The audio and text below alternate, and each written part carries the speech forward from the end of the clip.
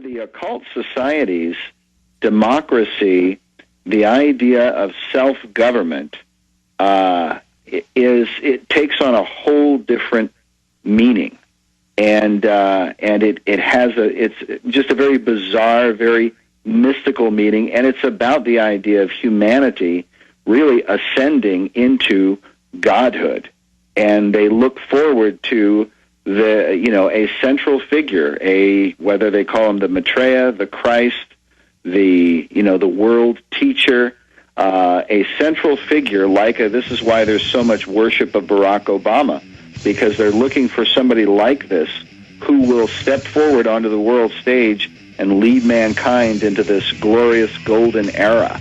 But this man, that they're anticipating, they believe that he is a god. And on the other side, we're going to get into that Maitreya. It's the Alex Jones Show. We'll be back after this.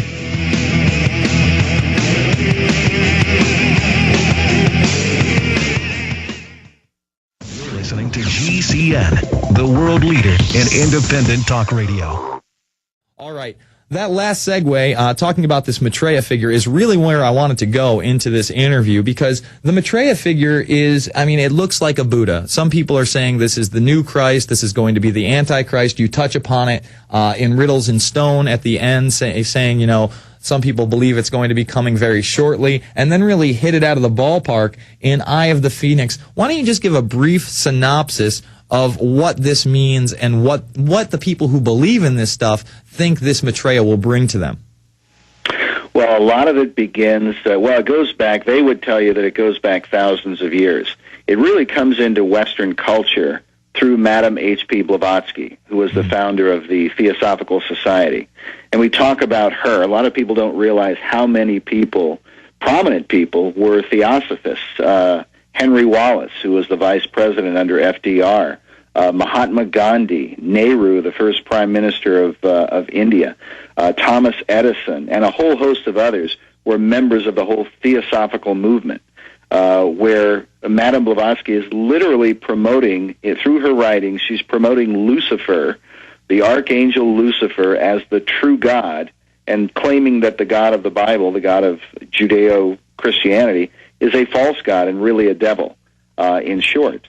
But she is the one who writes about this Maitreya figure. She calls him the fifth Buddha, the fifth incarnation of Gautama Buddha, and that he would be the final Messiah that would come into the world and lead mankind into this glorious golden era. That's a short, brief explanation of what the Maitreya is.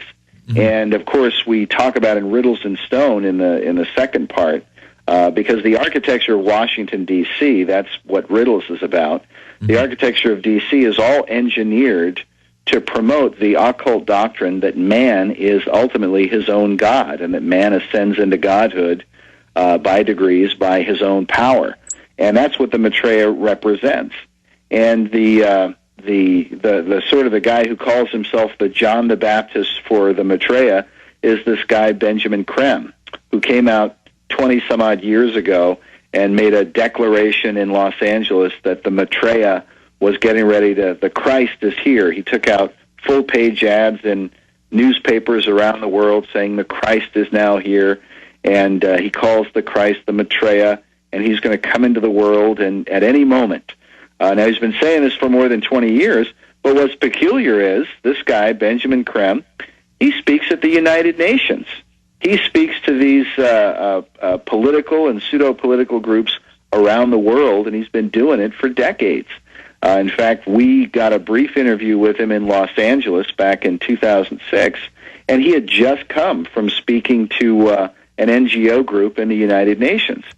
And he right after Barack Obama was elected president, Share International, which is his organization, gave a press release saying that there were going to be spectacular things happening in the following year, and that the Maitreya was going to emerge at some point, or so they believe. But this was a central doctrine surrounding FDR's administration. Henry Wallace and then Nicholas Roerich, who was this Russian guru, this mystic character, who was also a member of Blavatsky's Theosophical Society. And a total globalist, by the way. I mean, this guy was all about globalism, and didn't he help bring in some of these different organizations?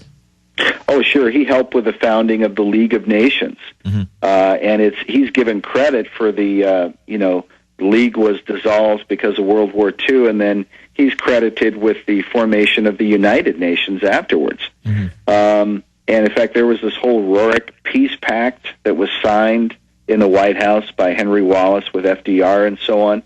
He was a very influential political figure, nominated for the Nobel Peace Prize and so on.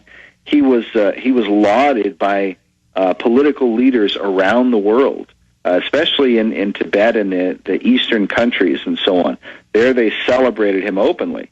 And if you see his paintings, and we go to the Rurik Museum in New York and we show all of his paintings are all promoting, globalist ideas of unifying all the world religions, unifying all the countries of the world.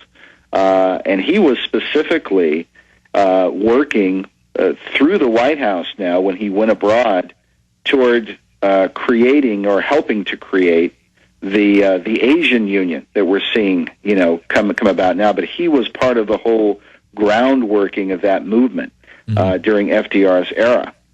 So he's promoting this idea of the Maitreya. When they built his building, called the Master Building in New York, they laid the cornerstone, and they put in there a piece of what he was calling the Stone of Destiny with an image of the Maitreya. They put an image of the Maitreya inside this cornerstone. And what's really bizarre about this, Jason, this wasn't just an event where they laid the cornerstone. They had dignitaries come from around the world, from Argentina, from Spain, from Romania, from all over the world. Albert Einstein sends a tribute. Henry Wallace is there. I mean, it's this major event in 1929, right before the stock market crash. But it was a very different environment in America, and it was a very mystical environment surrounding this guy Rurik. And they're all coming to see this Maitreya. So when you sent me these images of the Maitreya in the Bohemian Grove, I thought, oh my gosh, this really ties it all together. But this is the central theme for these secret occult groups that are manipulating our world political system.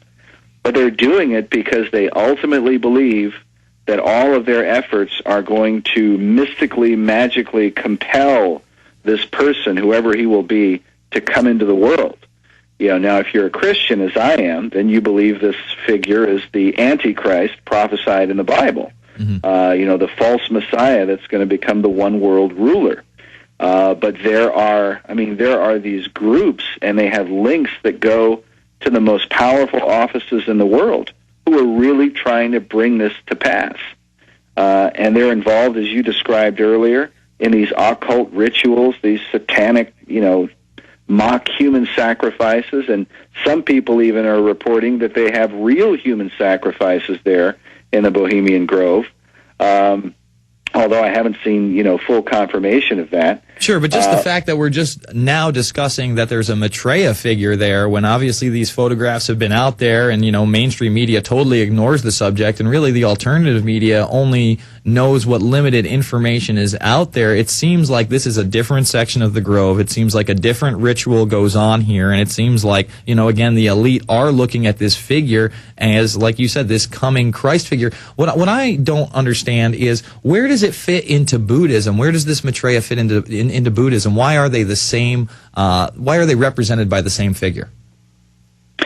Well, my understanding of it is, and it gets very complicated, even if you listen to them explain it. And then when you ask them questions, the ones who believe all of this, they themselves get confused. But it's the Maitreya is supposed to be the fifth incarnation of the original Buddha. That he has supposedly 5 incarnations. Gaetano Buddha was his name, and he claimed that he would have a 5th incarnation, and that would be his final incarnation.